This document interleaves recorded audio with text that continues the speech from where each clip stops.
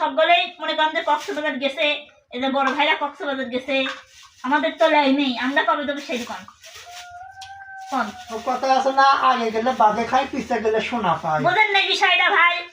ওইটাই বোঝেন। আমরা কিন্তু ভাইরা কামরুল ভাই, মামুন ভাই এরা গেছে বাস দিয়ে, আর আমরা যাব উড়ন্ত পঙ্কি হয়ে।